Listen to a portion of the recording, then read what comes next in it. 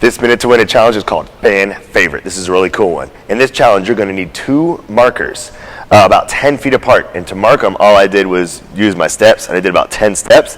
You can use cones like I have, if you have cones, or if you don't have cones, you can use shoes, or really anything to mark your spot. You're going to need a book or something to fan with. You can also use a cooking pan or anything that's just flat, and a Kroger bag or a grocery bag. And what you're going to do is you're going to use your book or your pan, and you're going to fan the bag so that it goes from spot to spot, back and forth. Every time you go down, that counts as 1 point.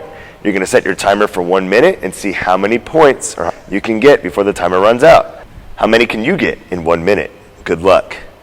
The game begins in 3, 2, 1.